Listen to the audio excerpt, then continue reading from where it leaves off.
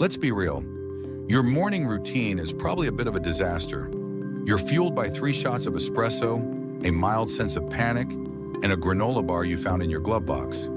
But if we hopped in a time machine and set the dial to medieval Europe, your morning wouldn't be stressful. It would just be fuzzy.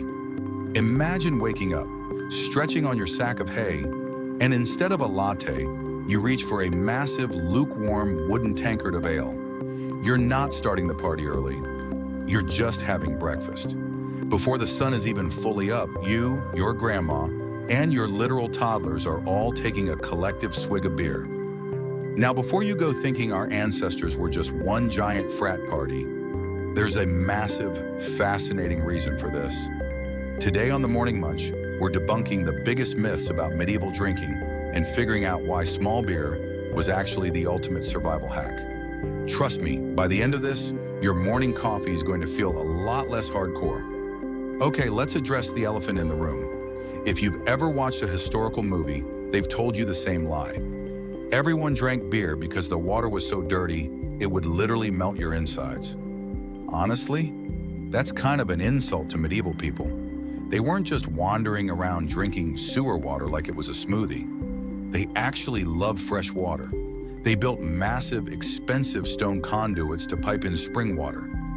They had laws against throwing trash into the upstream rivers. They knew the difference between crisp mountain water and death puddle. So if the water didn't kill them, why did they choose the ale? It wasn't about avoiding poison. It was about efficiency with a capital E. Think about the life of a medieval peasant. You aren't sitting at a desk typing emails. You're plowing a field behind 2 stubborn oxen for 14 hours. You need calories, lots of them. Like Michael Phelps training for the Olympics levels of calories. Water has 0 calories. It does nothing for you. But medieval ale, that was liquid bread. It was thick, chunky, and unfiltered. It was packed with B vitamins and carbs. For a peasant, drinking a pint of ale for breakfast was like eating a giant bowl of oatmeal. It was the original meal replacement shake. You weren't drinking to get drunk. You were drinking so you didn't collapse from exhaustion by lunch. Now don't get it twisted. They weren't drinking 9% double IPAs at 6 a.m. That would be a disaster. They had a system, and it was actually pretty brilliant. It's called small beer.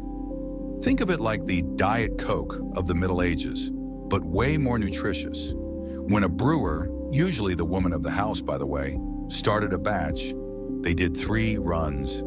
The first run, this used the best grain and all the sugar. It was strong, expensive, and kept for holidays or for the local lord. The second and third run, they take the same soggy leftover grain and pour more water over it. The result, small beer. It only had an alcohol content of about 0.5% to 2%. You could drink a gallon of it and basically just feel a little relaxed. It was the ultimate Gatorade. It kept you hydrated. The boiling process made it safer than the local well, and it gave you a steady stream of energy without making you fall into the hay. It was basically the 14th century version of microdosing your breakfast. Now let's talk about the physics of this liquid bread. Imagine you're a medieval farmer. You don't have a fridge, you don't have a grocery store. If you bake a loaf of bread, it's rock hard by Tuesday. But ale is a living, breathing pantry in a cup. The yeast in that small beer was actually providing B vitamins that you couldn't get anywhere else during a long, cold winter. It was basically the Baraka of the 14th century. And because the alcohol content was so low, it acted as a natural preservative without turning you into a stumbling mess.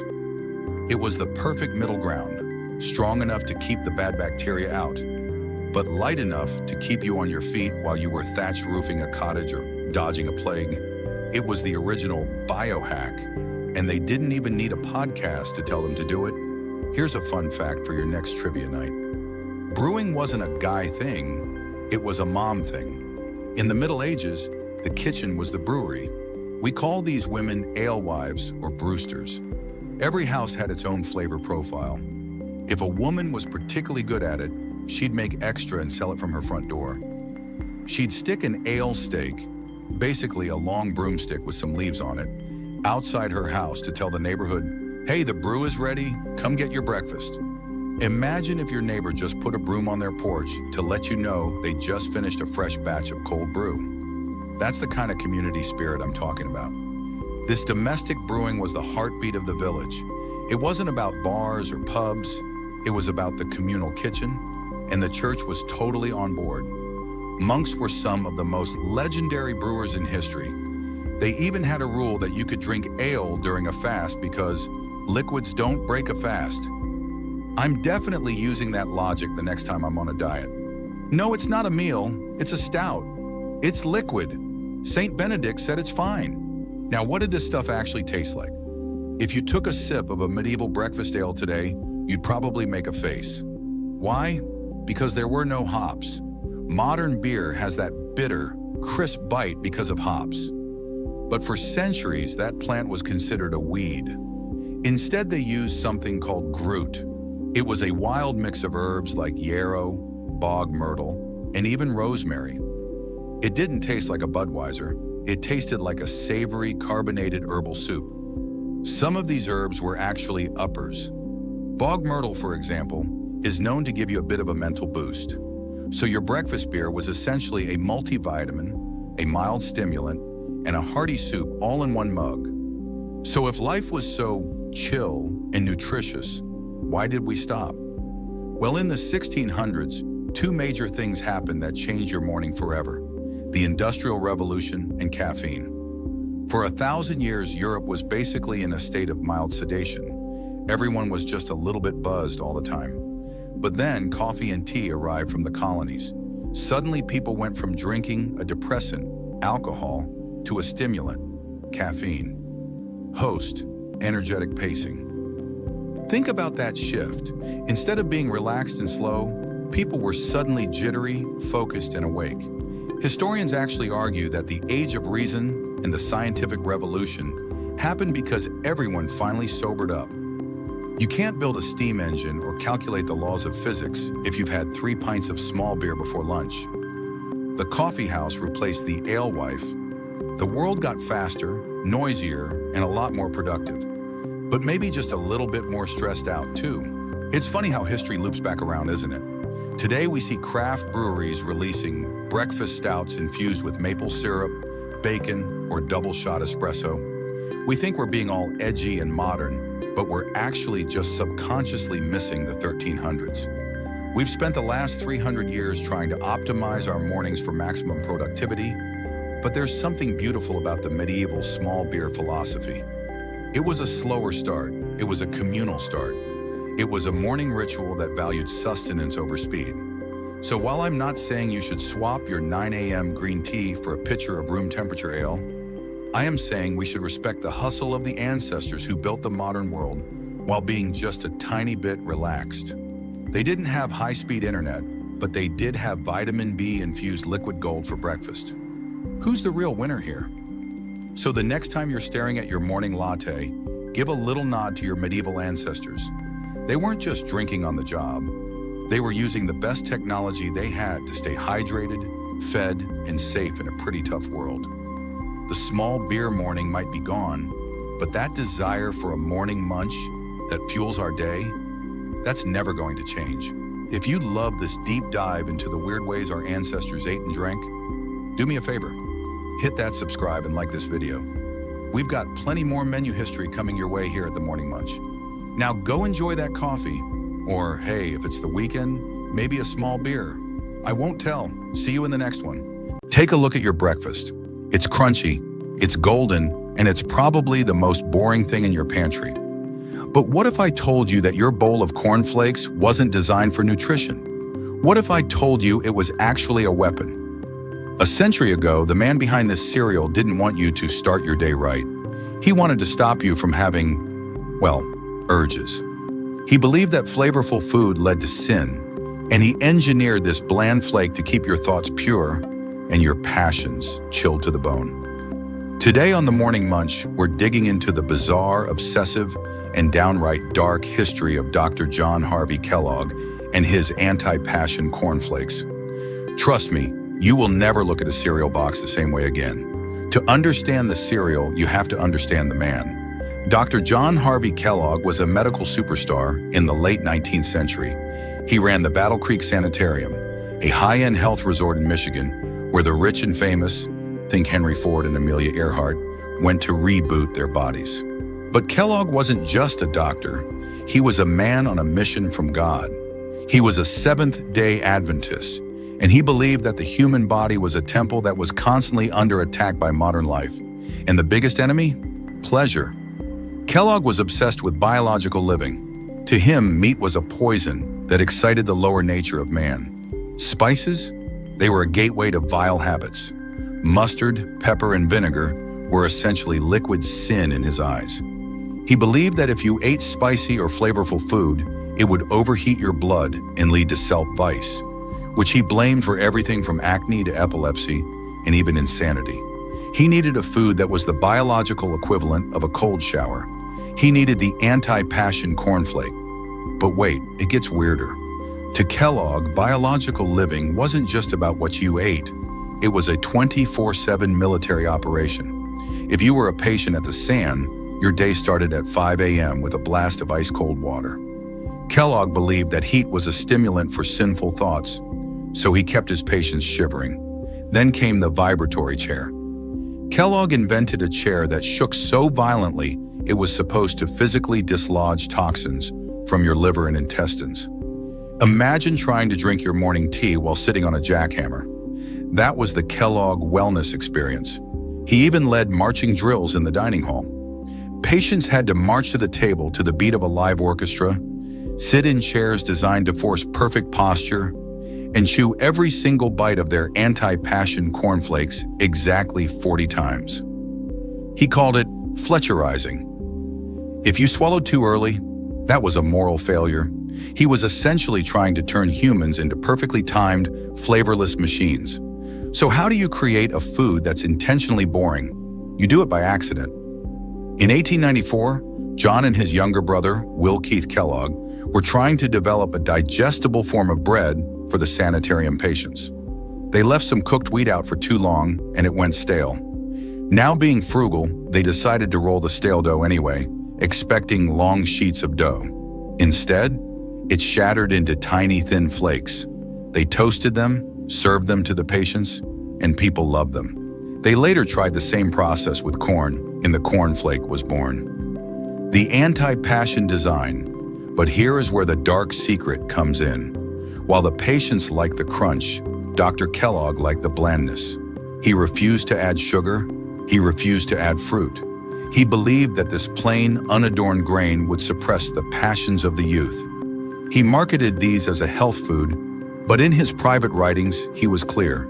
The anti-passion cornflakes were a tool for moral regulation. He literally wanted to bore the lust out of the American public through their digestive tracts.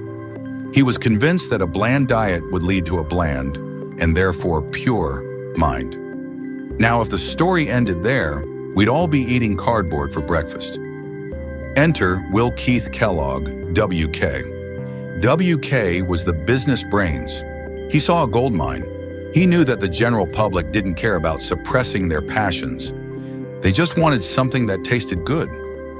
WK proposed a radical, sinful idea: adding sugar. John Harvey was horrified. To him, adding sugar was like handing out vice in a box. It violated his entire medical philosophy. The brothers fought for years. It was a war between medical purity and mass market success. Eventually, WK bought the rights, launched the Kellogg's Toasted Cornflake Company, and added the sugar. He turned his brother's anti-passion weapon into a global breakfast empire. John was so furious he sued his own brother, and the two barely spoke for the rest of their lives. WK became a billionaire, while John stayed at his sanitarium, performing strange cleansing enemas on his patients, sometimes up to 15 gallons of water per session. Yeah, the doctor was, intense. It gets weirder. Now we have to talk about the truly shadow-filled corner of Kellogg's mind, the Race Betterment Foundation. This wasn't just a hobby, it was his obsession. Kellogg didn't just want you to be pure, he wanted the entire human gene pool to be scrubbed clean. He was a leading figure in the eugenics movement, hosting 3 national conferences right there at the sanitarium. He created a pedigree registry to track which families were fit and which were unfit. He genuinely believed that by combining a bland, meat-free diet with selective breeding, he could create a super race of people who had 0 low-level urges. He saw the anti-passion cornflakes as a biological filter. If he could get the lower classes to stop eating spicy meat and start eating plain grain, he believed he could literally breed the criminality out of them.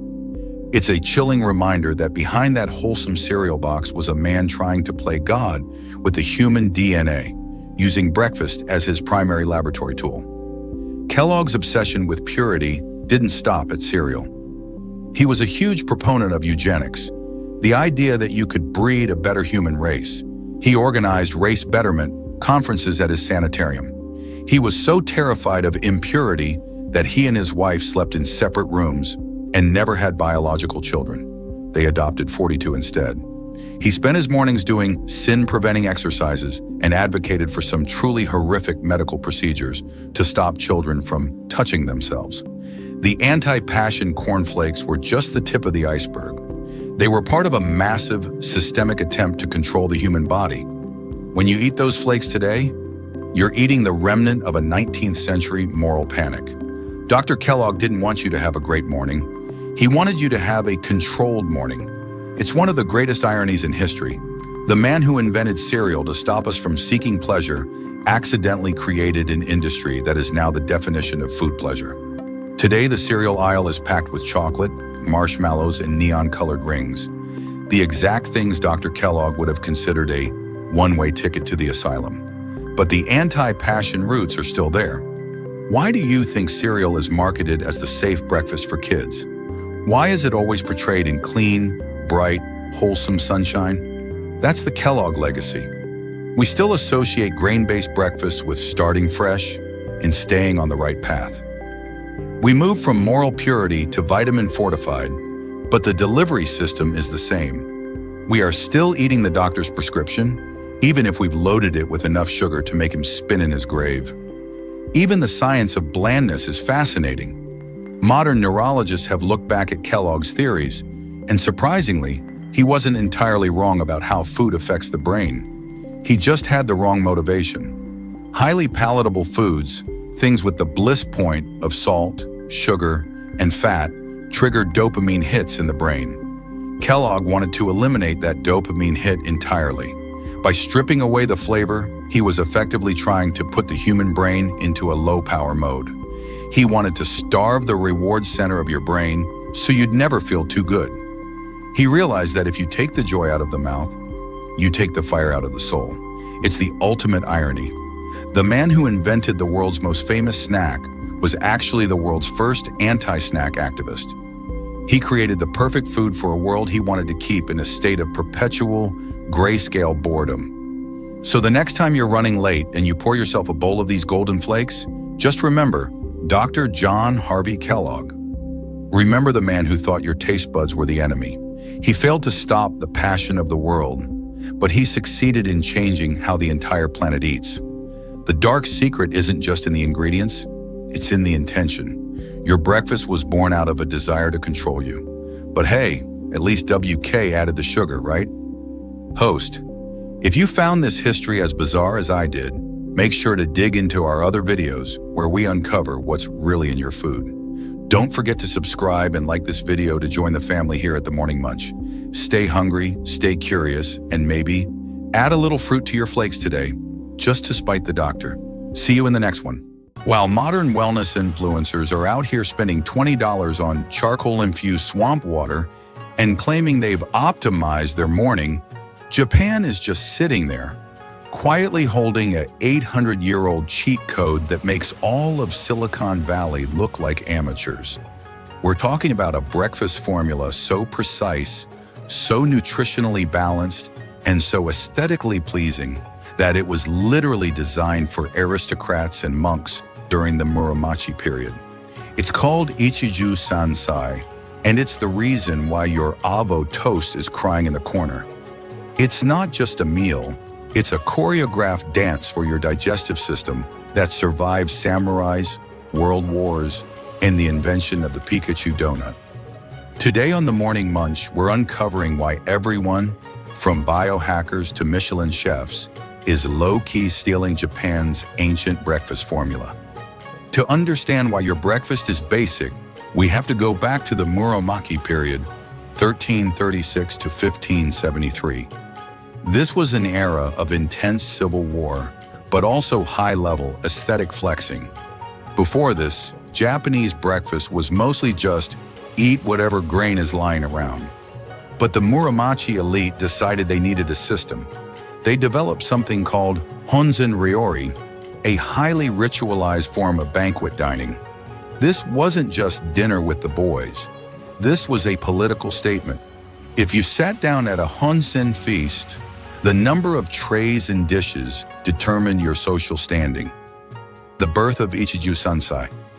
Eventually, the crazy 7-tray banquets were distilled down into something manageable for the daily life of the upper class. This became 𝐻𝐻𝐻𝐻𝐻 sansai, which literally translates to 1 soup, 3 sides. But here's the kicker. Notice anything missing from that name? Rice. In Japan, rice isn't just a side dish.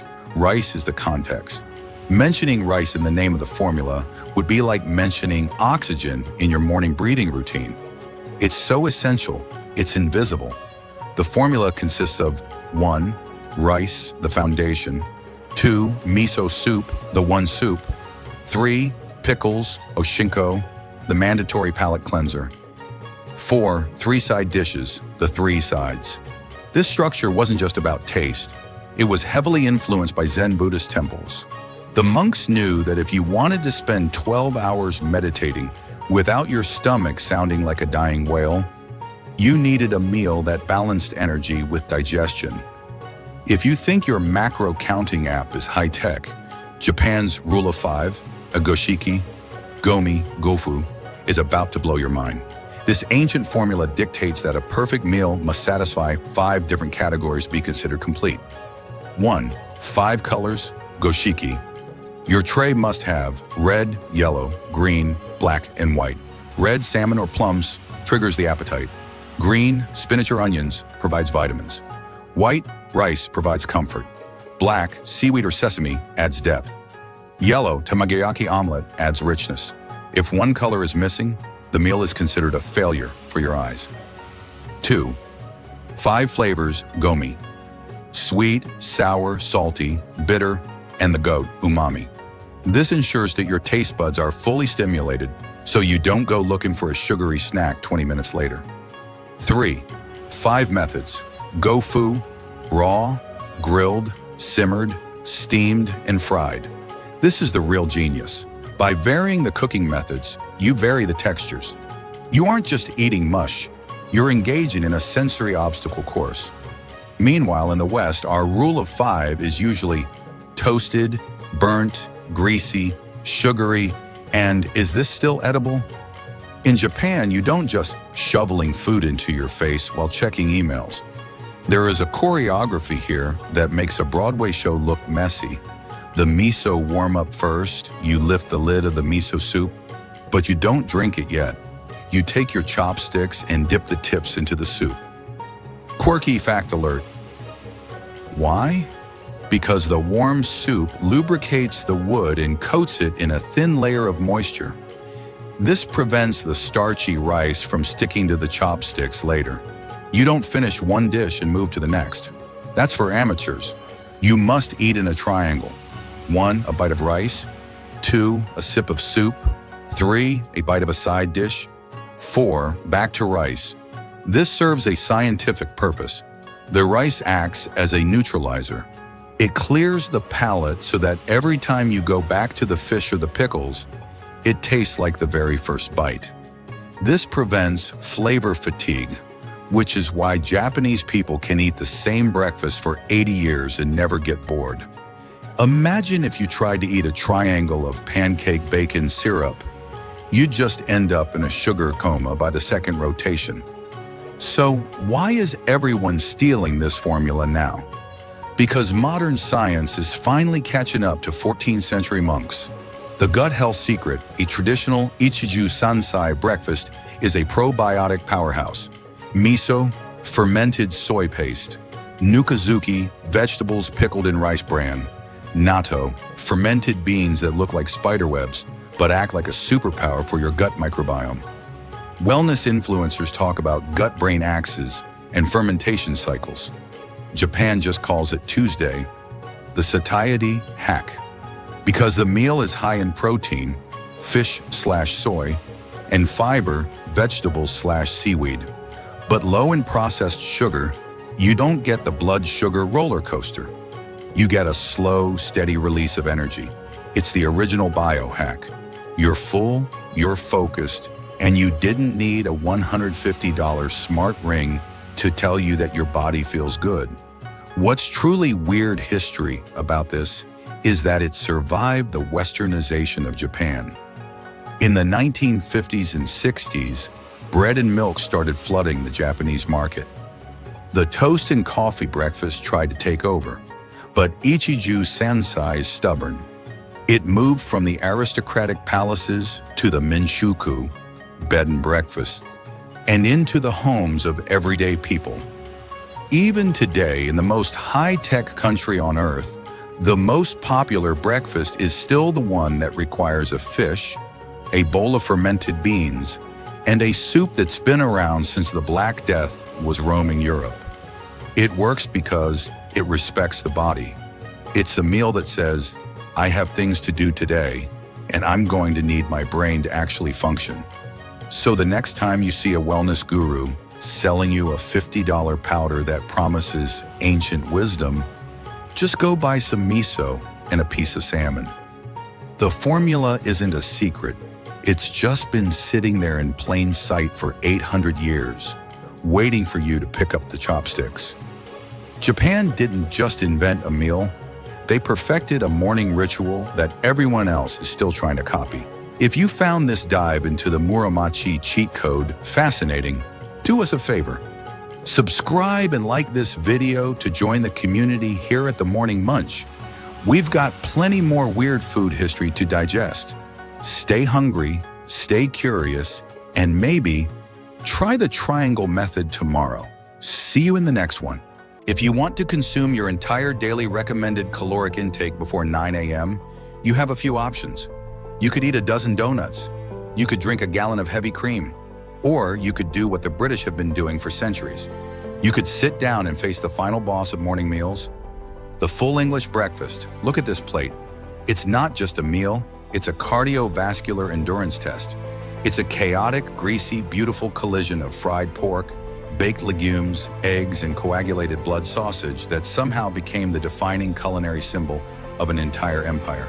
But how did an island nation go from eating meager scraps of oats to demanding a morning feast so massive it requires a reinforced steel plate to hold it? How did a meal that was literally considered a sin against God by medieval monks transform into a Victorian billionaire's ultimate status symbol? Today on the Morning Munch, we're crossing the pond to dissect the weird, class-obsessed, and surprisingly scandalous history of the British fry-up. Grab your antacids because this is the story of the breakfast that could stop your heart before noon. To understand the full English, we have to go all the way back to the 13th century. Life in medieval England was nasty, brutish, and short. And if you think mornings were a time for a nice cup of Earl Grey and a crumpet, you are severely mistaken. In Old English, the concept of a morning meal was called morgen meat, which literally translates to morning meat or morning meal. But here's the weird history twist. If you were a respectable, God-fearing adult in the Middle Ages, you did not eat morgen meat. In fact, eating anything right after you woke up was considered a massive moral failure. In the medieval Catholic Church, there was a strict rule. You do not eat before morning mass. Breakfast literally meant breaking the fast of the night, and doing it too early was a sign of the deadly sin of gluttony. Theologians like Thomas Aquinas wrote extensively about how eating too early in the day, a sin they called pré-propere, meant you were a slave to your bodily desires instead of your spiritual duties. Imagine waking up stomach growling, and your doctor and your priest both pop out from behind a curtain to tell you that eating a piece of bread is going to send you straight to hell. That was Tuesday in the 13th century. So who actually ate breakfast? Only the people who had a medical or physical excuse. The sick, the elderly, young children, and manual laborers who had to go chop down a forest before noon were given a pass. And even then, their Morgan meat wasn't a massive plate of bacon. It was usually a hunk of stale bread, some watered-down ale or small beer, and maybe a piece of hard cheese. Breakfast was essentially a badge of weakness. If you ate it, you were admitting you weren't tough enough or pious enough to make it to lunch. But as the centuries rolled on, the strict religious rules started to fade. The Anglo-Saxon gentry, the wealthy landowners who effectively ran the countryside, started a tradition of massive hospitality. If you were traveling and stopped at a country manor, the lord of the house would provide a hearty breakfast to show off his wealth. This was the tiny, greasy snowball that would eventually roll down the hill and become the full English avalanche. Fast forward to the Victorian era, the 1800s. The Industrial Revolution is booming, the British Empire is expanding, and a massive new class of wealthy elites has emerged. These people had a lot of money, and they needed a way to aggressively show it off to their friends without being too obvious about it. They couldn't just post their bank statements on Instagram, so they used the next best thing. Breakfast. The Victorians turned the morning meal into an extreme sport. If you were invited to a wealthy estate for a weekend hunting party, you would come downstairs in the morning to a dining room that looked like a culinary fever dream. We aren't talking about a buffet with some scrambled eggs and a waffle maker. We are talking about a horrifyingly massive display of slaughtered animals. According to Mrs. Isabella Beeton, who wrote the famous 1861 Book of Household Management, basically the Victorian equivalent of going viral on a food blog, a proper gentleman's breakfast needed to be staggering. The sideboard would feature silver platters groaning under the weight of 1. Baked halibut and fried whiting, 2. Mutton chops and rump steaks, 3. Pork pies, veal and ham, 4. Broiled kidneys and sheep's tongues, 5. And yes, huge rashers of back bacon and eggs. The wealthy Victorians believed that to be properly British, you had to consume a mountain of protein to fortify yourself for the day's activities, which usually just consisted of walking around a garden and shooting at birds.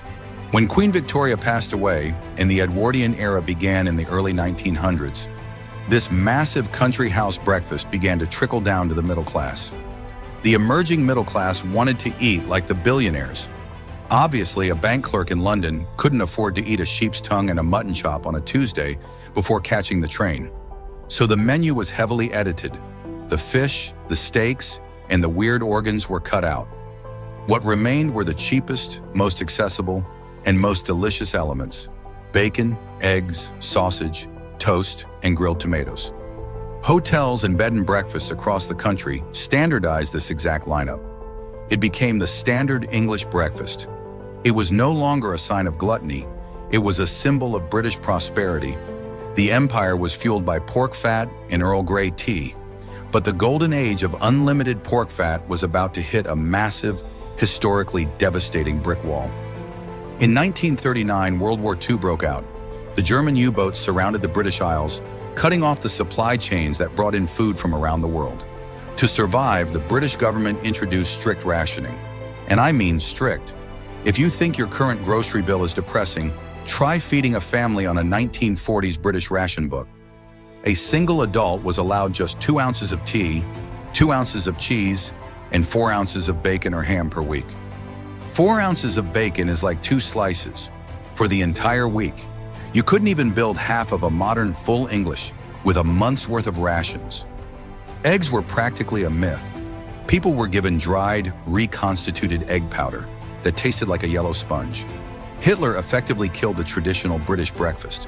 For over a decade, because rationing didn't fully end until 1954, the massive plates of meat were entirely gone. But the British are nothing if not stubborn. When the war ended and rationing finally lifted, the country was fundamentally changed. The rigid class system had cracked. The aristocracy was losing its power, and the working class was rebuilding the country. The massive multi-meat breakfast didn't return to the fancy dining rooms of the elite. Instead, it moved to the streets. Enter the greasy spoon. All over the UK, small cheap cafes, or cafes as they call them, popped up in industrial areas. They catered to construction workers, factory employees, and truck drivers. These people needed massive calories for cheap. The calves took the old Victorian elite menu and made it industrial. They deep-fried the bread. They threw in cheap baked beans to bulk up the plate. They used sausages stuffed with rusk, breadcrumbs, to make the meat stretch further. The fry-up was officially democratized. It was no longer a symbol of how rich you were. It was the ultimate working-class fuel. And it was the perfect, greasy cure for a terrible hangover. So what actually makes up a modern full English? Let's put this cardiovascular nightmare under the microscope. A true standard plate must contain 1. Back bacon. Not the streaky, crispy bacon Americans eat. British bacon includes the pork loin. It's thicker, meatier, and chewy. 2. Sausages.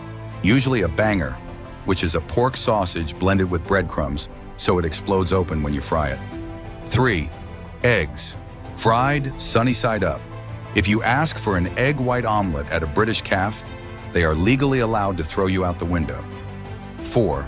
Fried bread/toast, literal slices of white bread fried in the leftover bacon fat. 5. Grilled tomatoes and mushrooms, the only things on the plate that once grew in the dirt, though they are now covered in oil. 6. Heinz baked beans. Ironically, an American invention. Heinz brought canned beans to the UK in the late 1800s. The British became obsessed with them, and now pouring sweet tomato-sauced beans over your eggs is considered a patriotic duty. The British breakfast is a survivor. It survived medieval monks telling people they were going to hell.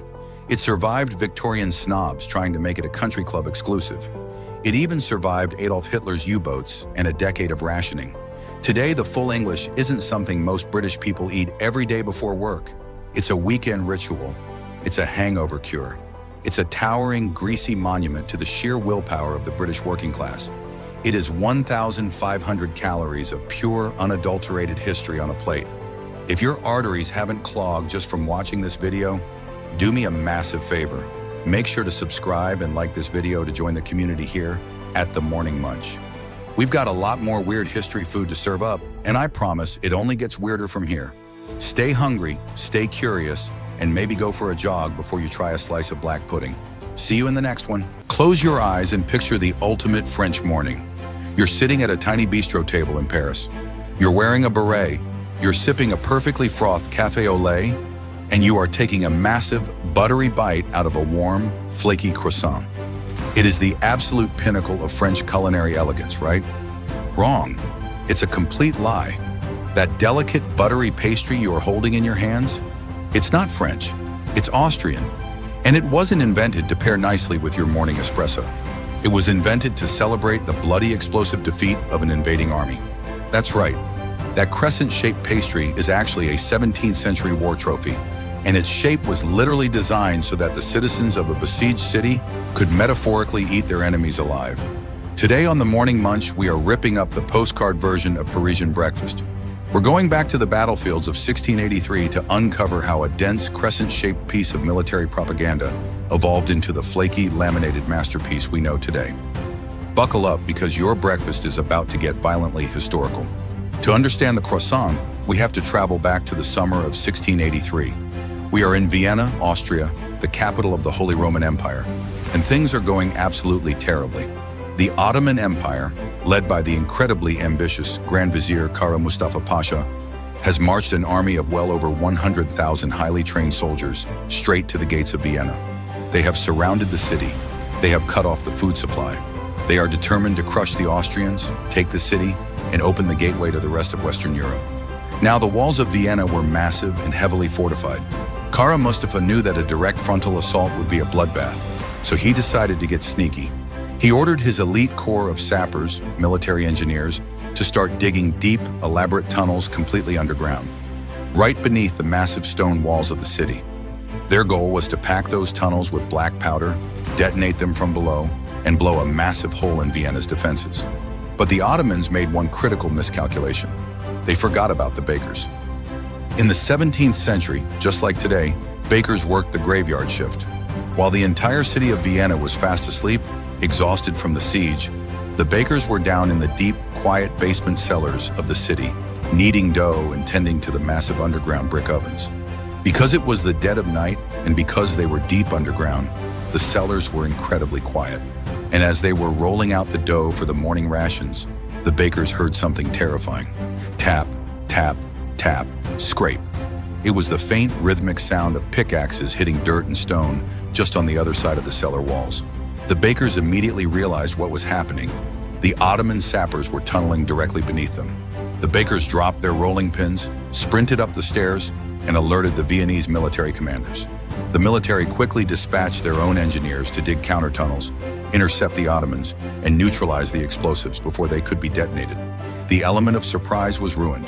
The walls held. Shortly after, an Allied coalition led by the legendary Polish winged hussars arrived on the hillside and completely decimated the Ottoman army in one of the most famous cavalry charges in human history. Vienna was saved, and the bakers? They were suddenly the undisputed heroes of the city. As a reward for saving the city, the bakers of Vienna were granted special privileges and honors by the emperor. But the bakers wanted to commemorate their victory in a way that the entire city could participate in. They wanted to create a monument, an edible monument. They decided to bake a brand new type of bread roll, but they didn't shape it like a sword or a shield or the face of the emperor. They looked directly at the flag of the defeated Ottoman Empire, which famously featured a bright crescent moon. The bakers molded their dough into that exact same crescent shape and baked it to a golden brown. They called it the 𝐉𝐨, which is the Austrian-German word for crescent. You have to understand the level of psychological disrespect happening here. In the 17th century, symbols meant everything. By shaping their morning bread like the Ottoman crescent, the bakers were giving every single citizen of Vienna the chance to literally devour their enemy's sacred symbol every morning for breakfast. It was the ultimate flex. It was a daily, delicious middle finger to the army that had tried to destroy them. You tried to blow up our city? Cool. Now we're dipping your flag in our coffee. Speaking of coffee, here is another wild, weird history fact. When the Ottoman army retreated in a panic, they left behind massive sacks of mysterious, dark, roasted beans. The Viennese didn't know what to do with them at first. Some thought it was camel feed. But eventually they figured out how to brew it, added some milk and honey to cut the bitterness, and the legendary Viennese coffeehouse culture was born. So in one single battle, the Ottomans accidentally gave Europe the crescent pastry and the morning coffee to go with it. The 𝐉𝐨 was a massive hit, but we need to get one thing straight. The 1683 𝐉𝐨 was not a modern croissant. It wasn't flaky, it wasn't light, it was essentially a dense, slightly sweet, brioche-style bread roll. It was heavy, and it was meant to fill the stomach of a working-class Austrian. But good ideas travel fast. Trade routes carried the 𝐉𝐨 south into Italy. In the Republic of Venice, the locals took the Austrian 𝐉𝐨, adapted the name, and started baking the 𝐶𝐹el. Further down the boot, the rest of Italy got their hands on it and decided it needed a glow-up. The Italians added more sugar, infused the dough with citrus zest and heavy hits of vanilla, and called it the cornetto, which means little horn. If you go to Rome today and order breakfast, you'll likely get an espresso and a cornetto. And while it looks exactly like a French croissant, it tastes much sweeter and has a denser, cakier texture. It was evolving, but it still hadn't reached its final, flaky form. For that, it needed to cross the border into France, and it needed a queen. Fast forward to the year 1770. A 14-year-old Austrian princess named Marie Antoinette is shipped off to France to marry the future King Louis XVI. When she arrives at the magnificent Palace of Versailles, she is miserably homesick. The French court is incredibly strict, the food is unfamiliar, and she misses the comforts of her childhood in Vienna. Specifically, she misses her breakfast. She demands that the royal bakers recreate her beloved Austrian 𝐉𝐹. The French bakers oblige, and suddenly the crescent-shaped roll becomes the hottest new trend among the French aristocracy. Yes, the same queen who famously and allegedly said let them eat cake was actually just sitting in her room aggressively stress-eating Austrian war trophy bread. But Marie Antoinette only introduced the concept. The real commercial explosion happened in 1839 when an Austrian artillery officer named August Zang moved to Paris and opened a high-end bakery called the Boulangerie Viennoise. He brought specialized steam ovens from Austria and started selling the 𝐉𝐹 to the Parisian masses. It was such a massive hit that it spawned an entirely new category of French baking. To this day, baked goods like croissants, pain au chocolat, and brioche are officially categorized in France as viennoiserie, which literally translates to things in the style of Vienna. The French are so proud of their culinary history, yet their entire pastry display case is legally named after the capital of Austria. So we have the shape, We have the Austrian origins, we have the Parisian popularity, but how did it become the incredibly flaky, buttery cloud of perfection we know today? For that, we have to wait until the early 20th century. Around 1915, a brilliant French baker named Sylvain Claudius Goy looked at the dense Austrian Kipferl and decided it was entirely too boring. He applied a high-level French pastry technique called lamination. This wasn't just baking, this was culinary engineering. You take a massive block of cold, high-fat European butter and fold it inside the dough. Then you roll it, fold it, and chill it, over and over again. A proper French croissant contains exactly 55 layers of dough and 54 layers of butter. When that meticulously folded crescent hits a 400-degree oven, the water inside the butter instantly boils into steam. This violently pushes the layers apart, while the milk solids fry the dough from the inside out. The result? A pastry so light it practically shatters when you touch it, leaving your shirt covered in buttery shrapnel. And when you dunk that airy honeycomb into a massive cup of café au lait, the hot coffee melts the hardened butter layers instantly. It is, scientifically speaking, a flawless breakfast system. So next time you're picking buttery flakes off your shirt, remember, you aren't just eating a pastry. You're eating a 17th century war trophy, a royal's homesickness, and pure French baking genius. History isn't just in textbooks, it's right on your breakfast plate.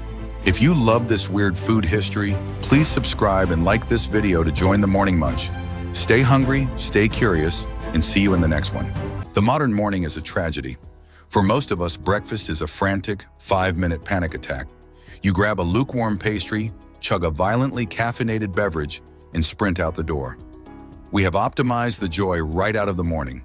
But if you get on a plane and fly to Istanbul, you will witness a culinary phenomenon that makes the standard American morning look like a prison ration. I am talking about the Turkish breakfast.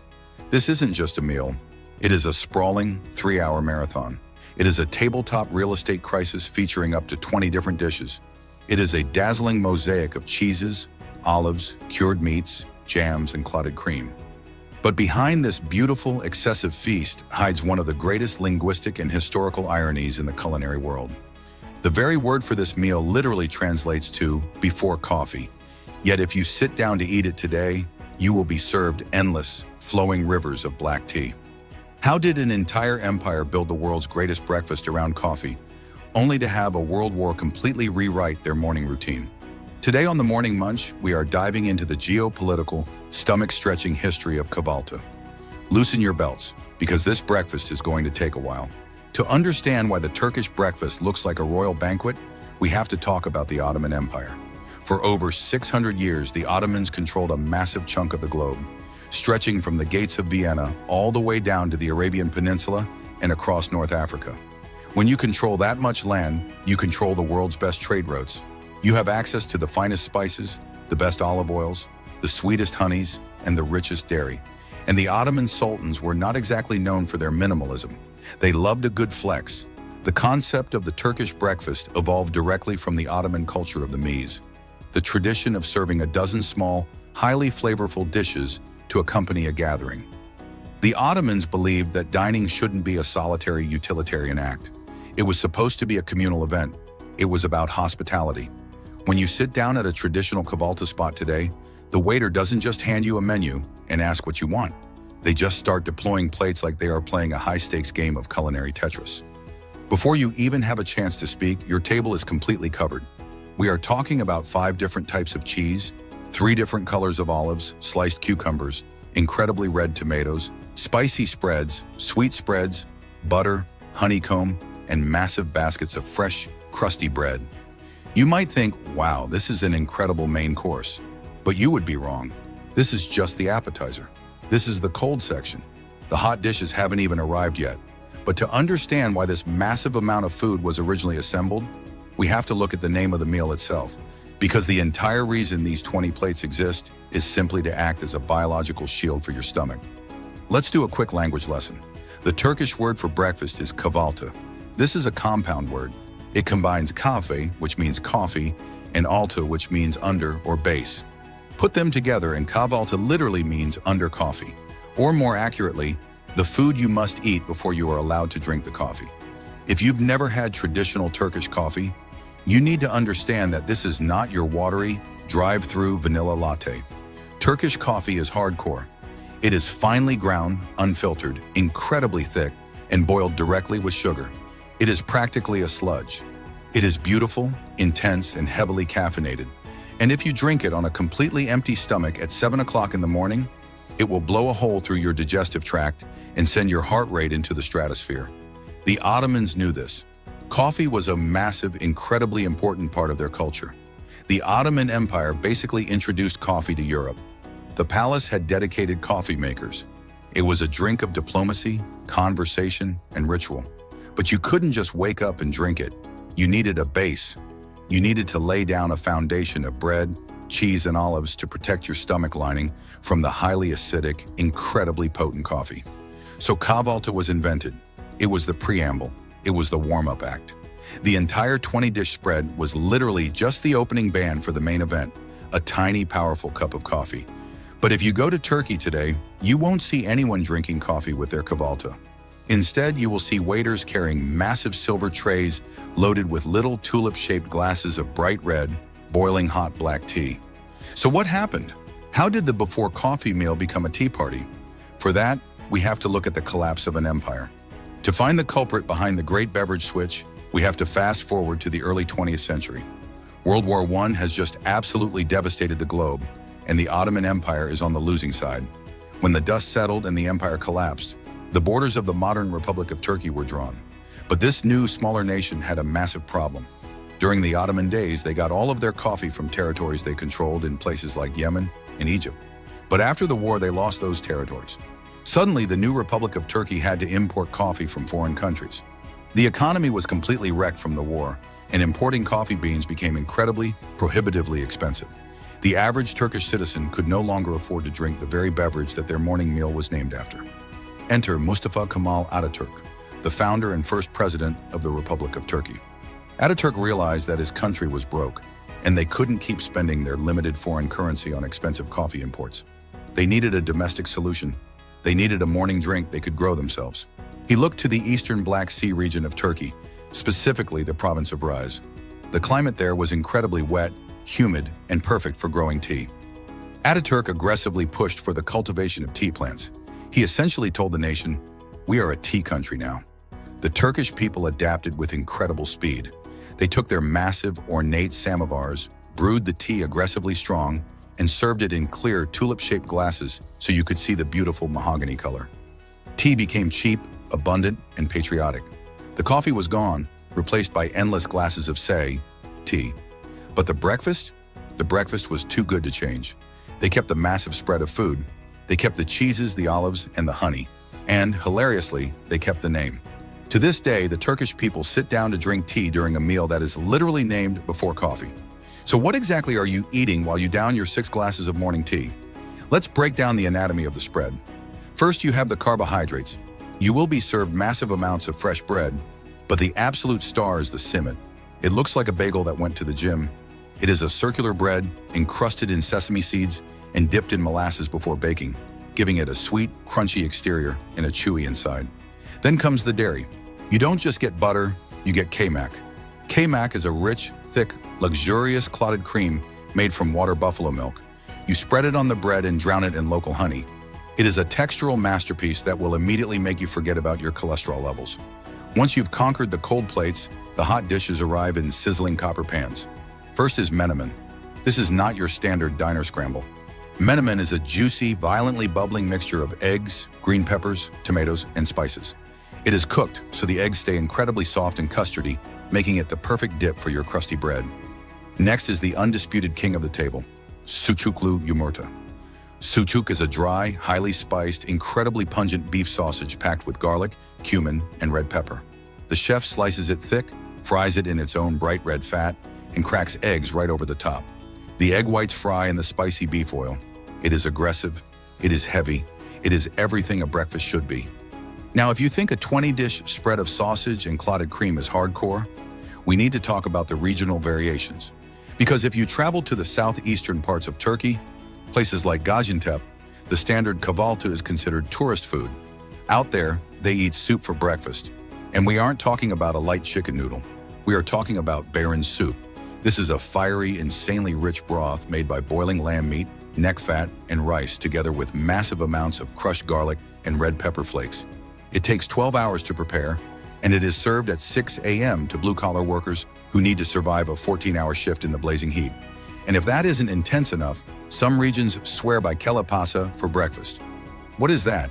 It's a soup made from boiling a sheep's head and sheep trotters' feet. Yes, sheep's head soup before the sun is fully up. Historically, this was the ultimate zero-waste food for farmers. It is packed with collagen, fat, and calories. Kahvaltı survived fallen empires, a world war, and the modern rush hour. It's proof that breakfast should be a 3-hour event of dipping bread in spicy beef fat and drinking endless tea, all to honor a coffee tradition that vanished a century ago. If you're hungry for more weird food history, please subscribe and like this video to join the Morning Munch. Stay hungry, stay curious, and see you in the next one. If you wake up in America and immediately start eating sliced ham, smoked cheeses, and cold cuts, people are going to assume you fell asleep at a New Year's Eve party. In most of the Western world, a charcuterie board is reserved for fancy afternoon picnics or expensive wine tastings. But if you wake up in Germany, that massive meat-heavy wooden board isn't a party appetizer. It's Tuesday morning. We are talking about the traditional German breakfast, or Frühstück. It is an unapologetic, all-you-can-eat buffet of cured meats, pungent cheeses, boiled eggs, and bread so dense it could double as a construction material. It is a morning meal that actively rejects the concept of light and sweet. But how did an entire country decide that the best way to start the day was by consuming a small delicatessen? For that, we have to look back at the people who essentially invented the modern European diet: medieval monks. Today on the Morning Munch, we are uncovering how strict religious food rules, harsh winters, and a ruthless medieval guild system turned the German breakfast table into the ultimate meat buffet. Grab your butcher knife because things are about to get heavy. To understand the German breakfast, you have to understand the geography of medieval Germany. Winters in Central Europe were brutal, dark, and incredibly long. If you were a peasant in the 13th century, you couldn't just pop down to the local supermarket in January for a fresh avocado. If you didn't preserve your food during the autumn harvest, you simply did not survive the winter. And the absolute masters of food preservation were the Catholic monks. Monasteries in medieval Germany were not just places of prayer. They were massive, highly efficient agricultural corporations. They owned huge tracts of land, raised massive herds of livestock, and essentially ran the local economy. But they also had a problem. The Catholic calendar was packed with strict fasting days where eating fresh meat was considered a sin. So the monks got creative. They couldn't eat fresh roasted pork every day, but they needed to store the massive amounts of meat they were producing. They perfected the arts of curing, smoking, salting, and fermenting. They took the scraps, the organs, and the less desirable cuts of the pig, ground them up with heavy spices, and stuffed them into casings. They created a massive stockpile of cold, preserved calories that could sit in a cellar for months without spoiling. When morning came, the monks and the laborers who worked their lands didn't have time to light a massive fire and cook a hot meal before heading out into the freezing fields. They needed instant, high-density fuel. The solution? Walk into the cellar, slice off a piece of hard-cured sausage, grab a hunk of dense rye bread, and eat it cold. This was the birth of the Frühstück spread. It wasn't born out of a desire for culinary luxury. It was a pure, unadulterated survival mechanism. It was the original grab-and-go breakfast, assuming your version of grabbing and going involves a heavily smoked pork intestine. As the Middle Ages progressed, the population shifted. People started moving out of the rural areas and into booming walled cities like Nuremberg, Munich, and Frankfurt. And as the cities grew, the power shifted from the monks in the monasteries to the secular tradesmen in the towns. Enter the butcher guilds. In medieval Germany, you couldn't just slaughter a pig and start selling it on the street. The butcher guilds were incredibly powerful, highly regulated mafia-like organizations. They controlled everything about the meat trade. If you sold bad meat, you weren't just given a fine. You could be publicly humiliated in the town square, thrown in the stocks, or exiled. Because the guilds were so fiercely competitive, every single region, city, and sometimes even individual neighborhoods started developing their own highly guarded, secret sausage recipes. They wanted to prove that their preserved meat was better than the town next door. This is why, if you sit down for a traditional German breakfast today, you aren't just getting sausage. You are staring down the barrel of over 40 different types of regional morning meats. You might get Schwarzwälder Schinken, Black Forest ham, which is dry cured and smoked over fir wood. You might get Blutwurst, blood sausage, which sounds terrifying but is actually a rich, spiced delicacy. You might get salami, Bierschinken, which translates to beer ham, because it has chunks of pork suspended in the sausage, or Metwurst, a strongly smoked, spreadable pork sausage. The breakfast table became a daily showcase of the local butcher's absolute mastery over meat chemistry. The charcuterie board wasn't a trend, it was a mandatory civic duty to support your local guild. Now we have the cold meats, and we have the regional variety. But to really cement the massive, heavy breakfast into the German psyche, we need a cultural revolution. Enter Martin Luther and the Protestant Reformation in the 16th century. Martin Luther didn't just change religion, he fundamentally changed how Germans viewed work and food. The Catholic Church had heavily emphasized fasting, self-denial, and avoiding gluttony. Luther flipped the script. He and his followers promoted what we now call the Protestant work ethic. The new philosophy was simple. God wants you to work incredibly hard at your earthly job, whether you are a blacksmith, a farmer, or a merchant. And if you are going to work incredibly hard, you need to eat. Fasting was out, hearty utilitarian fuel was in. Luther's own wife, Katharina von Bora, was famous for running a massive household, brewing her own beer, and feeding her guests staggering amounts of food. This demand for heavy working-class morning fuel led to the ultimate crowning achievement of the German breakfast, Leberwurst. To the American ear, liver sausage sounds like a punishment, but to a German, it is liquid gold. Leberwurst is a soft, spreadable sausage made from pork meat, pork fat, and a heavy percentage of pork or calf liver, aggressively seasoned with thyme, marjoram, and nutmeg. Because it's packed with iron, fat, and protein, it was the perfect morning energy bomb. You didn't slice it, you spread it on your bread exactly the way you would spread butter or jam. It completely blurs the line between a condiment and a main course. Yes, while the rest of the world is carefully spreading a thin layer of strawberry preserves on their delicate toast, the Germans are literally icing their bread with a quarter-inch thick layer of spiced liver paste. It is a level of culinary hardcore that you simply have to respect. Now, you cannot have a mountain of cured meat without a structural foundation to hold it. And in Germany, bread is not just food. Bread is a religion. If you've ever watched a video about German history, you've probably heard of the 𝐌𝐮𝐧𝐜𝐡, the famous 1516 beer purity law that stated beer could only be made from water, barley, and hops. What you probably don't know is that the Germans applied that exact same obsessive, uncompromising legal energy to their bread. Germany officially recognizes over 3,000 different types of bread, and for breakfast, the undisputed king is the Brötchen, which simply translates to little bread. But there is nothing little about the strict rules surrounding them. You will not find that squishy, sugar-filled, bright white supermarket sandwich bread on a traditional German breakfast table. That stuff is legally considered cake in some parts of Europe. German breakfast bread is dark, heavy, and aggressive. It is made from rye, spelt, and whole wheat. It is packed with sunflower seeds, pumpkin seeds, and oats. It has a crust so thick and crunchy it could chip a tooth if you aren't paying attention, and an inside that is dense and sour. Why? Because it has to be. If you try to spread thick liver sausage or stack 3 slices of dense Black Forest ham on a piece of flimsy white bread, the bread will instantly disintegrate. The German breakfast requires structural engineering. The bread acts as an edible plate, a delivery system that can stand up to the sheer weight and moisture of the meats and cheeses. This is why a proper German morning involves waking up, walking down the street to the local Bäckerei, bakery, and buying fresh Brötchen before the sun is even fully up. The bread is the anchor of the entire meat buffet.